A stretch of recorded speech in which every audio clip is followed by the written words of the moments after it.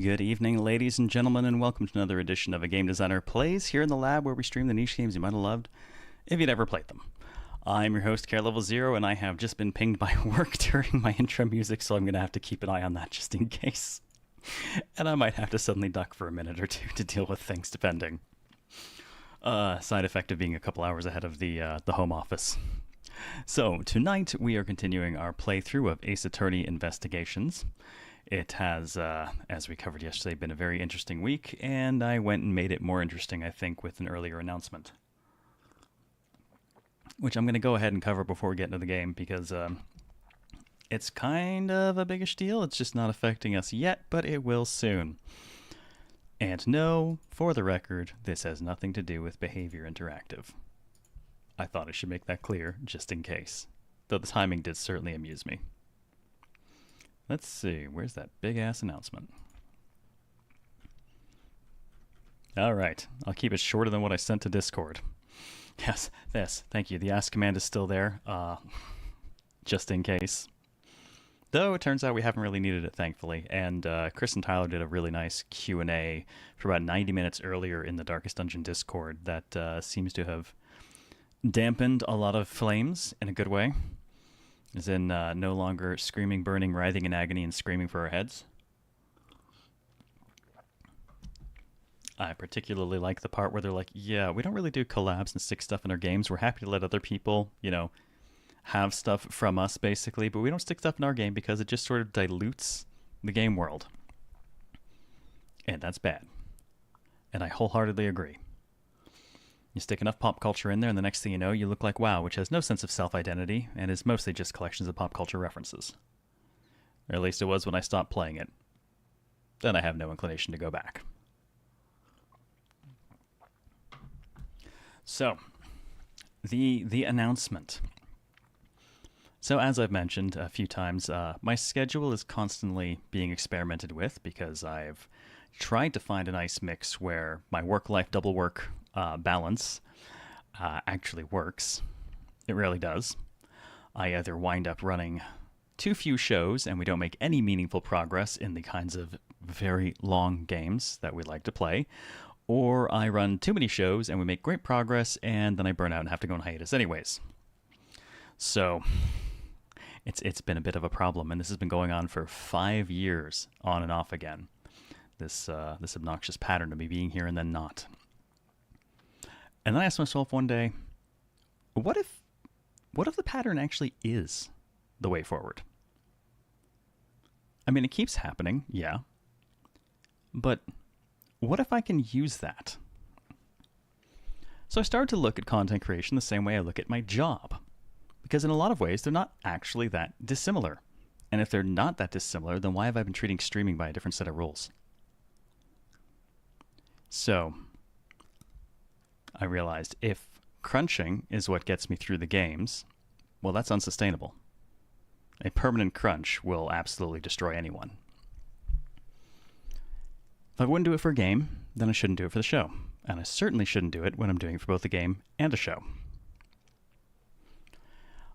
I've kicked around an idea for a while, and I keep coming back to it. And the more I thought about it in this light, the more I thought it was an idea worth trying. And that is to inject some pre-production and post-production time into my schedule at the quarterly level, which is to say I'm going to start doing 2 months on at our current schedule because I like the way we complete games on this schedule, and then I'm going to take an entire month off. A solid month. March, June, September, December. Off. That way, I can actually pursue a lot of the ideas that streaming gives me while still having a show to come back to, as opposed to just going on some indefinite hiatus and working on things and maybe eventually coming back and possibly not. It gives me room to prototype. It gives me time to decompress. It gives me time to actually play games with the community. It gives me time to enrich my fucking existence with things that are not just the content mill. Decompression is important. I've known this for a long time as a developer, and I don't know why I haven't let myself do it as a streamer. So, fixing that. Big time. The new schedule will start in January. I will be taking all of December off. Fortunately, I kind of looked at what months I could take off and how we could arrange this, and I realized that 3, 6, 9, and 12 off is actually the best pick, because this way, the months that are normally interrupted, particularly March and December, I won't be on anyways. Holidays interrupts everything. Travel is common during both of those time periods. My wedding anniversary is in March, and that usually involves some travel and interruption of the schedule, so now it's not a concern. And I am still around for things like August, where there's HoboCast, and conveniently I'm considering condensing that down anyways, because 2 months of dealing with that shit was kind of obnoxious. February, when the show's anniversary is, the partner anniversary is, I do lose Shanksmas. So I don't know if we want to move that somewhere else or just accept that, I'm not around for the holidays. But with a little bit of pre-production time, there is a lot more I can do, I think, to actually make for a better show overall, without murdering myself on a daily basis to actually get anything done. Yeah, Shanks was in July, but that would put it right before HoboCast, which is a little... It's kind of much of an ask. Unless, you know what, it might not actually be a bad idea. The last couple times I did Shanksmas, way back when we did it, it was similar to HoboCast. It was kind of bidding event type stuff. But the last couple, I didn't do anything like that because I just wanted to give something back to the community instead. So maybe that's actually how it works for July. If I keep it like that, then it doesn't interfere with HoboCast, and we still get to stab things for a merry month. I'll keep that in mind. I like that more than one of you responded with that immediately. Yeah, the more I've looked at this from the perspective of game development and how we run things and what works and what doesn't, the more I've realized I would rather run my streaming content creation the same way. So, yeah, 2 on, 1 off. I can actually properly decompress, and I can pursue some of my bigger projects, because there's a lot of... Man, every time we're running shows, I get tons of ideas, but then I don't have time to work on them. And if I wind up on hiatus, I have time to work on them, but there's no show, so it doesn't matter. So if I know I'm just going to burn out, go on hiatus, and then come back, and then burn out and go on hiatus again, why not plan for it and use it? Make it work for me instead. Yeah, the schedule we're keeping is kind of rough, but 2 months of it with a definitive end where I know I've got a month not doing it afterwards, well, that is a hell of a lot more sustainable than just the infinite mill. I can do that. Is one of my projects Lubu? No, because I know better than to pursue Lubu. That dude's an ass. So, I think that kind of covers the long and short of it. I know it means less shows in a year, but I'm really hoping I can actually get the community a little bit more involved during the pre-production stuff to help plan out what it is we want to tackle in the coming season, and just get a little bit more community involvement there, as opposed to me just always picking the majority of what we play. I think there could be some fun there. And God forbid I might have time to edit more videos too. We'll see. Who knows? I mean, the timing of some of this is really good in some ways and really bad in others. I mean, on the one hand, the new Majima game releases on the 20th of February. That will be the last day of that season. It also happens to be a Friday, so you know I'm going to rope Daimyo into running it with me for one night as a seasonal send-off. Monster Hunter Wilds also releases the same day, and I guess I'll just be playing that off-air in Discord with people and not streaming any of it. Unfortunately, Atelier Yumiya also releases during that March, but I guess that just means we'll have to make that the first thing we do in April. It's one of those projects to finally finish the squeaky playthrough and descend all the gods. Oh, wow. Maybe, honestly, I've got a vacation coming up next year. I might just take the Vita with me and work on that. Bit by bit. Every so often I break it out and I make a little bit more progress, but that clan has been running since 2015.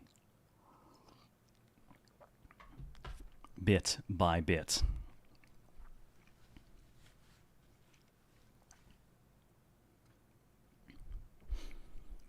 Which, as far as the game poster convenience is concerned, begs the question, are you ready, kids? Oh. So, let's move on. The schedule for the week, it's basically just more Ace Attorney investigations, and I figure most of next week as well, so we can get through the rest of Case 4 and all of Case 5. I figure Case 5 will probably take most of next week. We top and talk a lot during these, and it's not the kind of game where I can talk while we continue to play, since I'm also reading out everything that's happening. It is definitely a do one thing at a time kind of game. And then, of course, more Persona 3 Reload this Friday. Wait, unless I convince Daimyo to look at Renatus. Maybe. We'll see. We'll see. But let's get this thing flipped over. We have a case to finish up. Hopefully. I mean, definitely. There's no way it could take us any more than a bit more time today. Surely.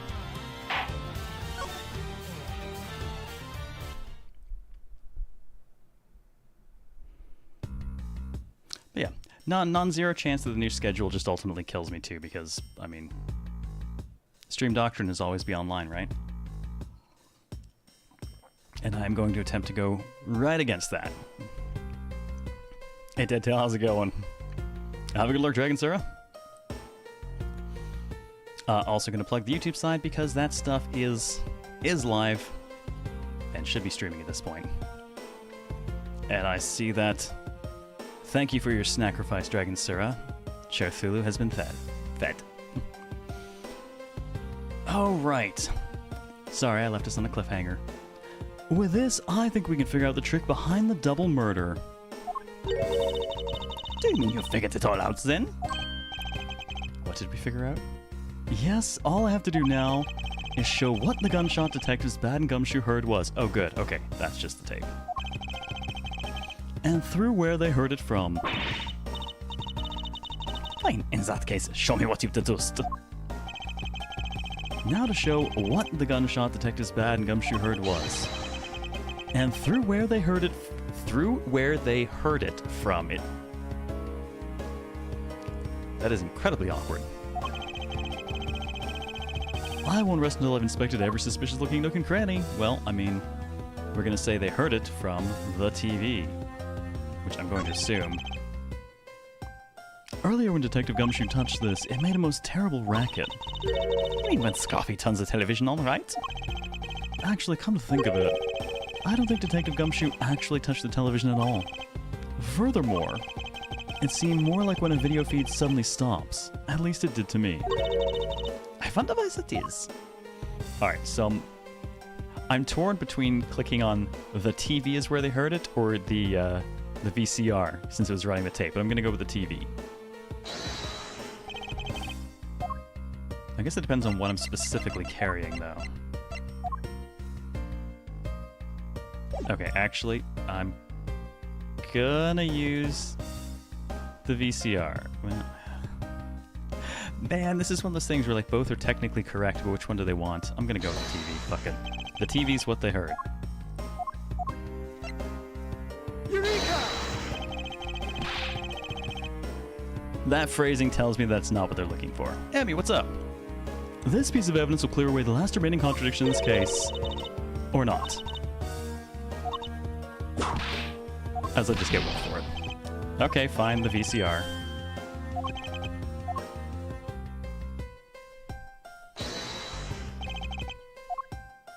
Bit of an asinine difference. Eureka! Okay, no? That's what we heard. God, are the speakers separate? Now I'm actually confused what they're going for. Because they heard the TV playing this tape.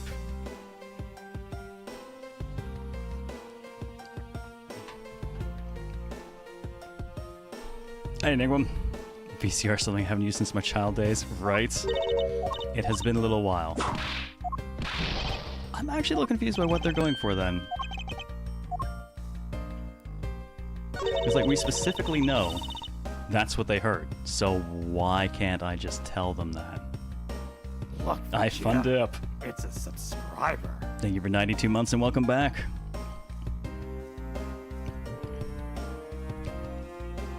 Darn should call the answers, I suspect, from where they heard it from might be doing it.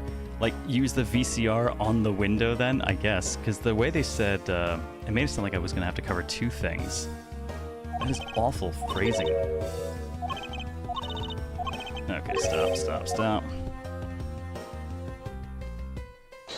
Alright.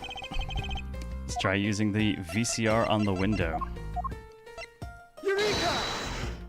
With that awful fucking phrasing. See, I thought they wanted two specific things. What they heard and where. Not using the tape on the open window. If the door and windows to the crime scene, namely this room that we're in, were closed, the killer could have used the gun and no one would have been the wiser. Throw the VCR out the window. I thought at one point that someone might have thrown the tape out the window to dispose of it.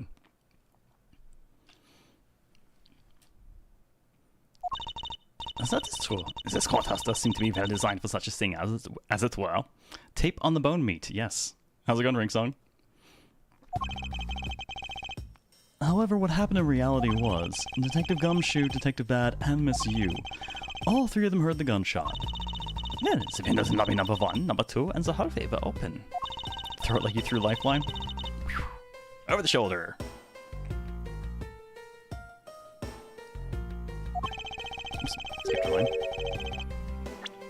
So naturally the people in those locations could hear it. Ah, but then, why would the criminal open the window in the first place? To allow the gunshot to be heard, I suppose. Correct. That's the only logical conclusion we can draw from this. And why was it necessary in the first place? I want a real answer, Miles. I demand satisfaction. Nope, not saying it. Hey, Mecha, how's it going? Aside from the obvious need for brains. Phrasing? Not saying. Nope. She's like 13. Nope. Very well. I believe the killer wanted to manipulate our perception of a certain fact. What they want to manipulate our perception of is the time when it took place. The killer wanted to fabricate the time of death to their precise wishes. And they used the gunshot in the surveillance video to do so.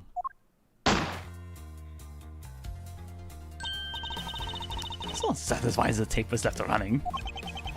I mean, the gunshot I heard was from the video. Yes, which means that the murders really occurred at an earlier time than we thought. It must have been during the recess, but before Detective Gumshoe was on guard duty. Someone who has no alibi for that time period, Miss Yu, and planned this crime out in advance. That person is the real killer. Yeah, it's Miss Yu.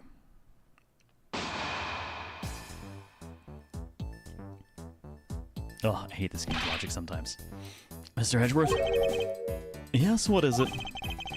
Miss Yu is asking for you. She's in the courtroom. She says that she's identified the murderer, but that she wants to clarify something. Oh god, don't blame it on me. It looks like Miss Yu is still investigating something. She's probably just trying to shuffle the blame around. Understood. Please tell her that I will be right over. I'll come along. I want to hear what she has to say. It would appear that the time has come to uncover the truth. Oh shit, we were that close to the end of that bit. Haha, sorry, I guess I cliffhangered us a few minutes too early last night.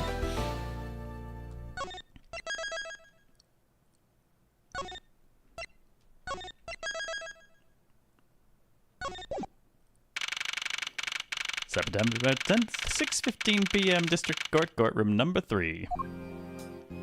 Did say I thought we were going to push through? Yeah, there's no telling how long it might be though when you don't know, so... Oh, I see Kay just skulking around still. Kay, what are you doing here? Oh, hello, mister. I'm still investigating. But the object you're looking for has already... Kay, don't mind him. Please continue with your investigation. Okay, you got it. So, she's looking for something different. Detective Bad, haven't we already found what you were looking for? Means I can keep her in the dark just a little longer. Your little task will do. Oh, you're more sympathetic than I thought.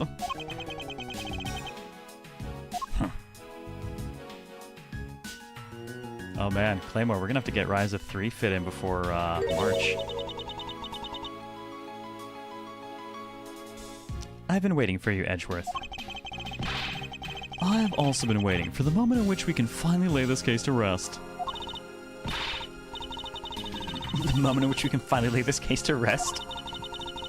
Wasn't that when we placed Detective Gumshoe under arrest? I think we've more than solved this case already. Don't you? We will see. It all depends on whether or not your logic holds. Oh, I see. We even have a viewer in the gallery. And why even Mr. Bad is here? A viewer in the gallery? I'm hardly just a bystander. I have a duty to see this case through to the end. This dude is really fond of his ellipses. That's kind of what I'm thinking, Claymore. I mean, it's that or I'd have to switch over to it really soon, but I kind of feel like Metaphor is going to probably absorb my schedule from its launch pretty much until I go on my break. So, they said it's as long as Persona 5, which was 154 hours when I streamed it. It took a solid month on my full-time schedule, with overtime and marathons.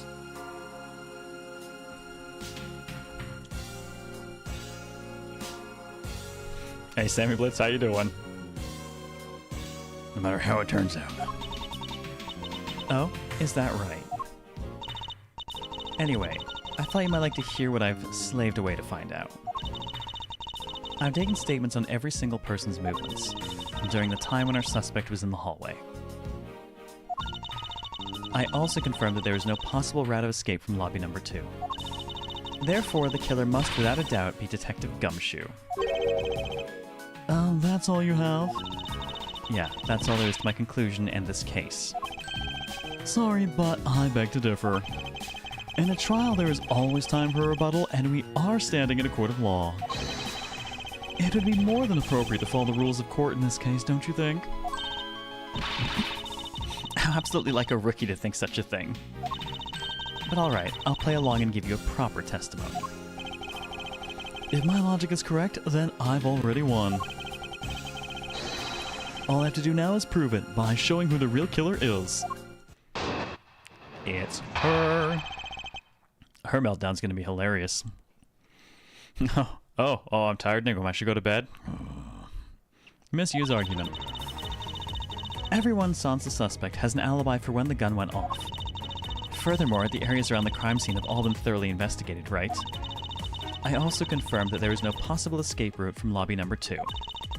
Which leaves us with one unshakable conclusion, that Detective Gumshoe is the killer. Now that you have your testimony, I expect a good rebuttal, Edgeworth. But of course, there's no need to confront her logic head-on right now. I should instead focus on drawing out any trump card she has up her sleeve.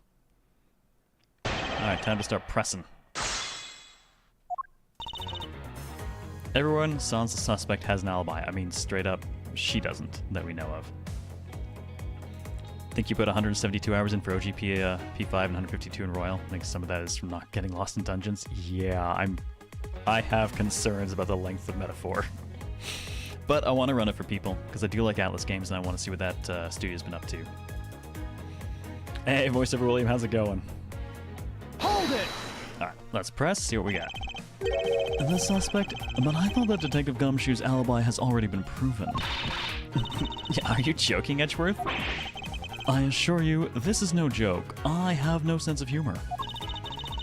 Look, I know you heard from the judge earlier that the detective was in the hallway with Mr. Faraday's daughter eating a Swiss roll. Yes, that is correct.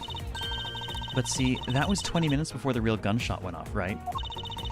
And the problem is there's no one else who can corroborate what he did since the snacking. I see she's done her research well. Which means that I should focus on drawing out whatever trump card she's withholding. Alright, furthermore, areas from crime scene involved thoroughly investigated. I mean, that's not wrong. Let's press anyways just in case. Whether they have been thoroughly investigated or not is for me to decide. The scrunched eyebrows and lines in your forehead are back. Anyway, even if you believe it hasn't been exhausted, the crime scene lobby number 2 has no way out other than the hallway Detective Gumshoe was standing in. And because he claimed to be there, that makes him the only possible suspect. But isn't it also possible that someone escaped through a window and into the garden? Yeah, we're on the 3rd floor, so less likely, but not impossible. I mean, there could be ninjas. This game seems like it would have them. That's the first place everyone looked silly. The police aren't a bunch of lazy bums. They looked into every possibility, you know. Have you met Gumshoe? Or, like, any of the cops in this series? Isn't that right, Mr. Bad? Yep. Wasn't a scrap of evidence to suggest someone used one of the windows. Good God. If I had a James T. Kirk, he would be getting it.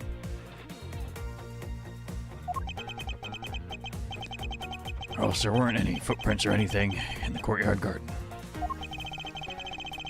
I suppose they really did check everything that could be relevant to the case. This is true. Bad does seem to run a much tighter ship. He actually has been surprisingly competent.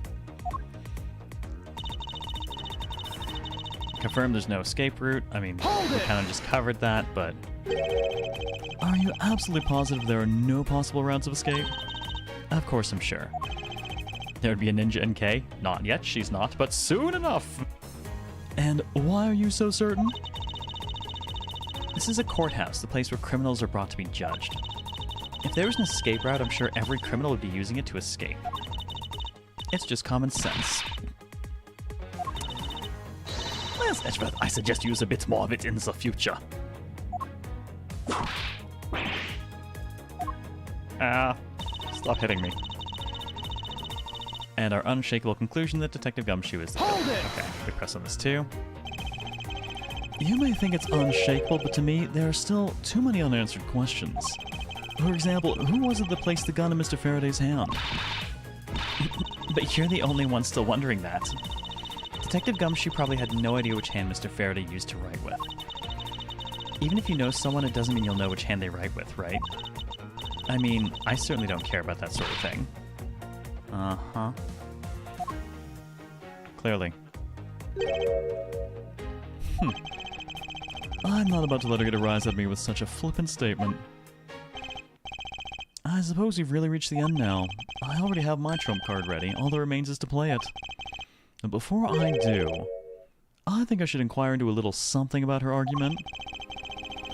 You said earlier that you confirmed the alibis of every person other than the suspect? Oh good, that's what I wanted to follow up on. However, I don't recall either Francisco or myself speaking with you about the subject. But they were witnesses. For you, there's your mentor who gave you an alibi. Oh, I see. As for the little missy, no one expects anything of her? She came to the courthouse during the recess and was stopped by a security guard at the door to the hallway. She gave him quite a whipping for that, or so I heard. Yeah, okay. Yep, that's our girl.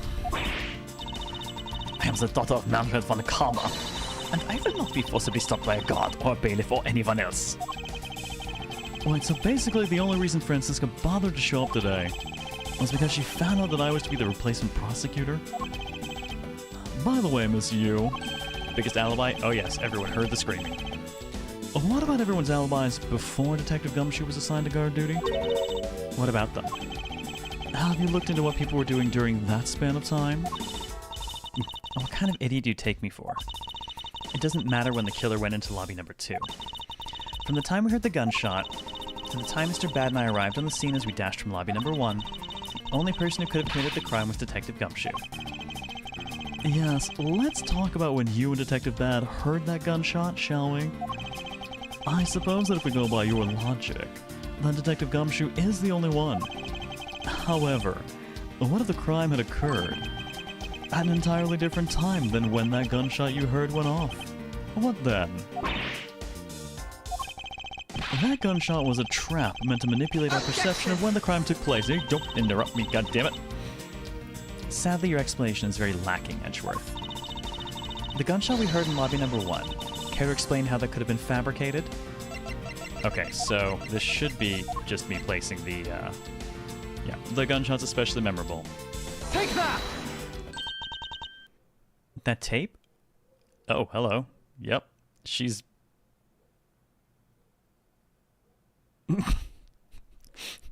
Okay. It's not quite the reaction I expected, but... Yes, it's exactly what you think it is. This is the surveillance tape of Mr. Rell the prosecution presented in today's trial. This was found loaded in the video player in lobby number 2. And that was connected to the large television that had its volume turned all the way up. You can't honestly mean that the sound we heard was the gunshot in the video. Oh, but I do. Which leads me to my next point. The murders occurred much earlier than when anyone heard the gunshot.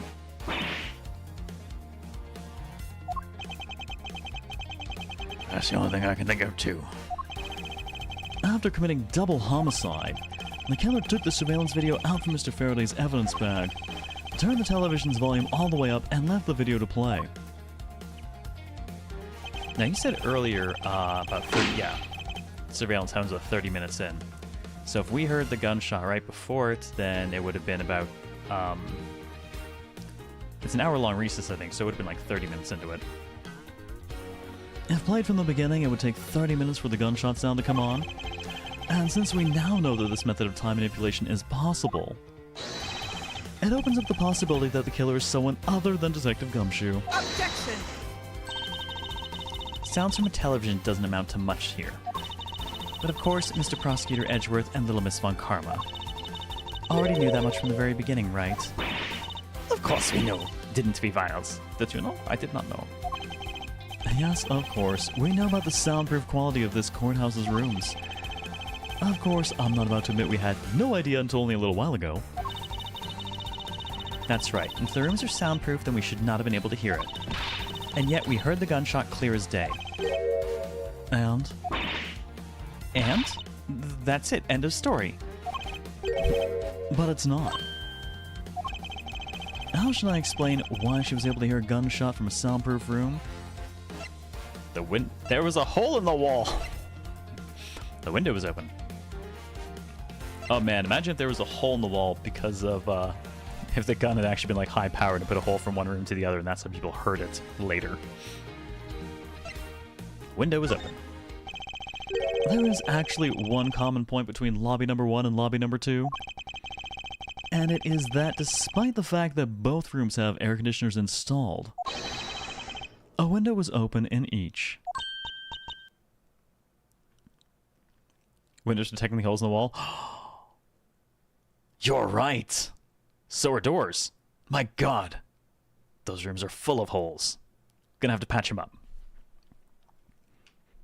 From now on, all lobbies have no entrances, exits, windows, or anything. It's holes all the way down. No, that's how you describe trypophobia. It's holes all the way down. Now, we know that the window in lobby number 2 was opened by the killer. However, a window in lobby number 1 was also opened. Objection! Thanks, I hate it. Yeah. I had to research it at one point while I was working on System Shock. I hadn't really come across it before. Have never forgotten it since. It's probably just coincidence that they were both open at the time. Objection! It was no mere coincidence, I assure you.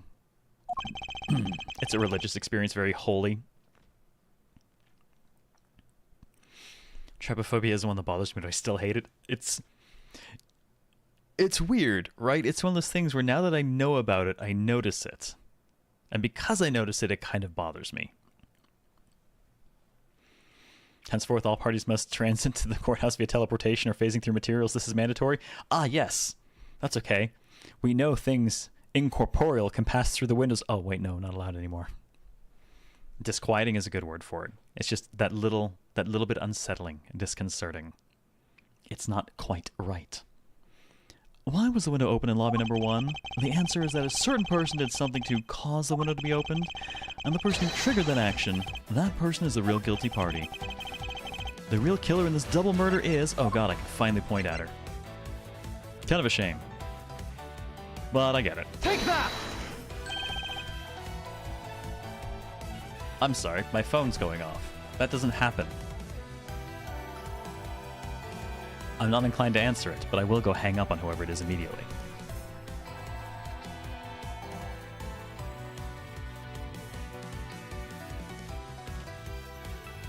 I got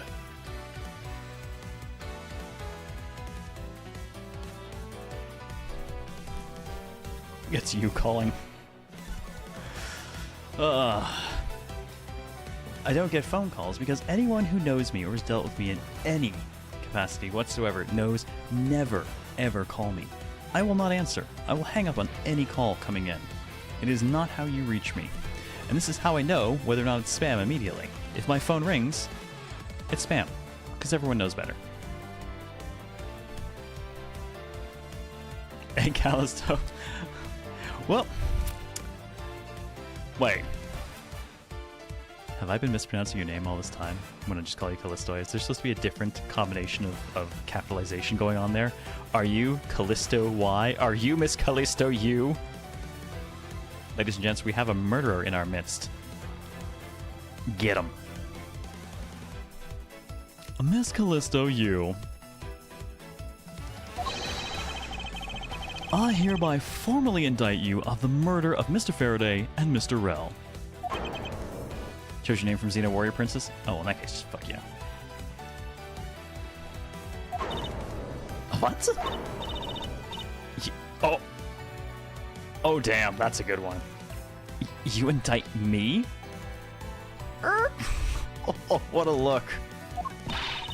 Are you serious, Miles? Why do you think she is the killer? I don't understand her motive just yet. But of course I'm serious. Yeah, she is the only one who could have done it. Well, monsieur, do you still feel like laughing now? Oh, I hear you on that, Cubby. Walking out of the hospital earlier, someone's phone went off. With the same tone I used for one of my alarms, I had to take a moment to pull my phone out to make sure I still had it on silent. I had a very old school alarm clock that sounded very similar to fire alarms in a school. And this led to great confusion when fire alarms actually did go off, and I wasn't entirely certain if I was supposed to be waking up or not.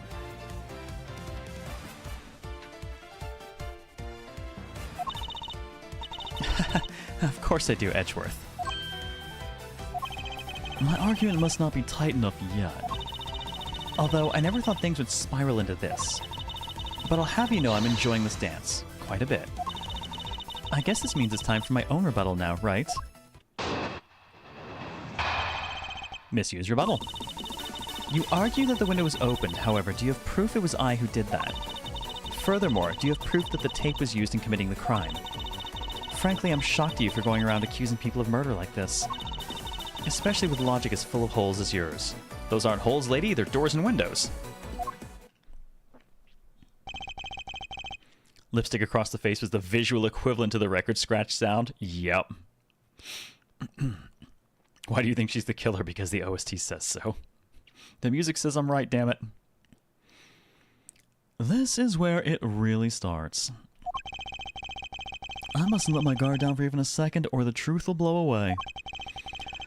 Now is the time to put the patented Von Karma perfect proof to the test. Is this the part where you make some shit up, buy some people off, and then have your perfect proof that's fake? Because that's the method I remember. Misuse rebuttal. Alright, let's press on all the things. You have proof it was I who did that. Hold it! Evidence? All I'd need to do is have some prints analyzed, and we'd know straight away. Bitch, I wore gloves. Oh no. Be my guest. She sounds as though she has the room to maneuver, which means even if we were able to lift prints, they'd only show that it was someone else, but why that someone else was forced to open the window? That's simple logic. Gunpoint. Why don't I try presenting that piece of evidence? I have nothing to lose. What's wrong? The scrunched eyebrows, lines in your forehead, they're all back. More importantly, are you going to be okay not running a fingerprint analysis? Yes, I'll be fine. Oh, well in that case, I'll just continue with my testimony, alright? Yeah, so I suspect, they're gonna go with the angle of, gunpoint. Because that will get someone to, open a window for you. Get a new forensic report. Oh yeah, just gotta change the current one. Hang on a moment, let me just pull this up here. Yes, cause of death. Callisto U. It says right here on the sheets. Guess this is it. Hold it! I thought I just proved that it was. Sure, you proved that the tape was there at the scene of the crime. However, that doesn't prove that it was actually used in said crime. Unfortunately for you, Miss Yu, the fact that the tape was there at the crime scene is in itself very important. How so? By the very existence of the tape at the crime scene, it proves that the possibility that the when of the crime could have been fabricated. And that possibility alone renders all alibis and witness reports irrelevant. Basically means we'll need to re-examine every person's movements again. Look, Vegeta, it's a subscriber. Starnova, thank you for 34 months. Welcome back. How are you tonight? Whether the tape was used in the crime or not, that we can reevaluate afterwards. Tired? Feel that. So in conclusion, you're admitting that you can't prove that it was at this point. Aw, shocking me accusing people of murder? Well, you know. Hold it! Even if you're shocked, that is of no concern to me. I do things my own way. I simply accuse everyone of being a murderer until I get the right one. Oh my god, I'm Lang. Oh. Oh? I see that you're not laughing for a change. Because I'm shocked. Again, you being shocked is of no concern to me. Let us continue with the testimony. Actually, we have met Lang. We don't know he's a total... no, actually, he was a dick even when we met... No, we have actually met Lang. During this case, in fact, we ran into him very briefly, and he was still a dick. Alright, but let me tell you just one thing. You shouldn't go around accusing people. Especially with logic as full of holes as left. Doors and windows. Full of holes? Well, I suppose it might be. Oh, admitting to your faults now, are we? At this point in time is what I meant to say. Should I take that to mean that you're just a sore loser? No matter how full of holes my logic may be right now, if I plug them one at a time, I will ultimately make my way to the truth. What a paradox. Take care not to fall into one of those holes before you fill it up. Well, you remember, don't you? But why a window in lobby number 1 was opened? Yes, of course I do. And that's how I'll attack. I'll present the reason why the window had to be opened.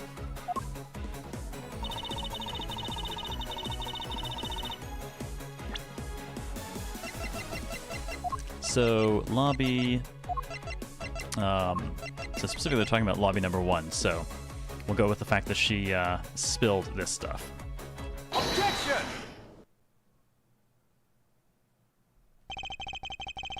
I thought we're talking about lobby number 2's window being open.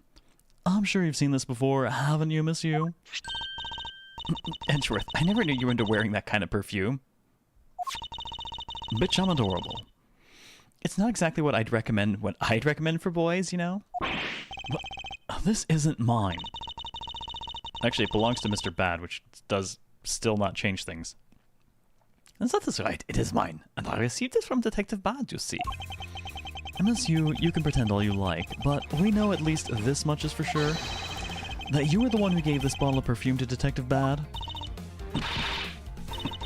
And that you're super easy to rile up. So, what about the perfume? I am the hype. While you were in lobby number 1, you made a big show of spilling some of this perfume. That's according to Detective Bad. Who does not appear to be corroborating my statement at the moment. Oh, I know. You also knew that if you spilled it, he would naturally move to open a window. Objection! Come now, I've already told you that's all just a big coincidence. After we opened the window in lobby number 1, I just left it open, you know? So maybe it was just dumb luck that we heard the gunshot through the window. Objection!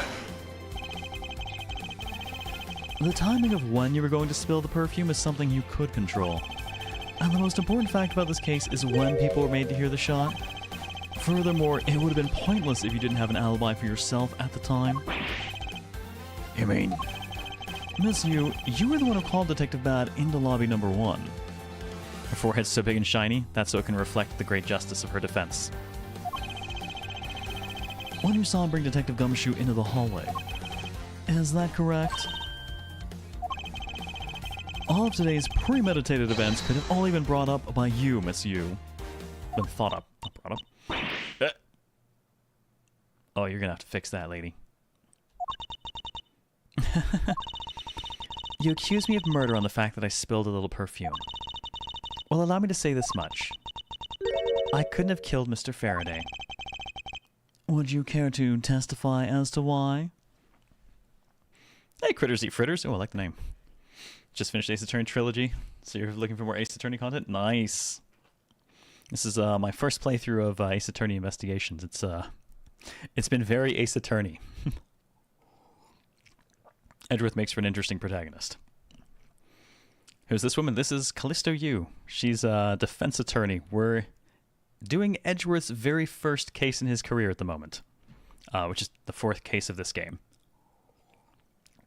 Also right at the end of it. So beware of spoilers.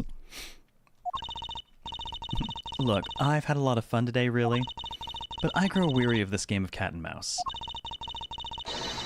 Let's make this the last testimony and wrap this absurd case once and for all. Yeah, her earrings look awesome, but yeah, those look like they must be... Ha, better wait. Ha ha ha. They're pretty hefty. Why it couldn't be me.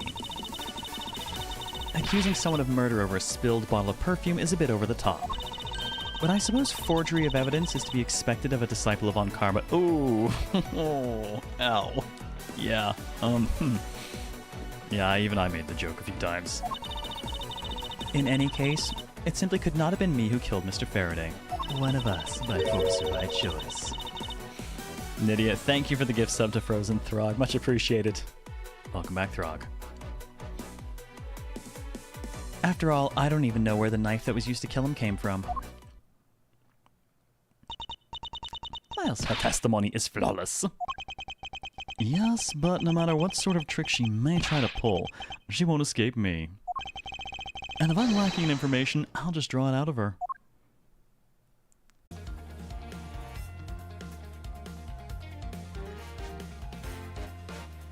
Let's see if it actually gives me one or not.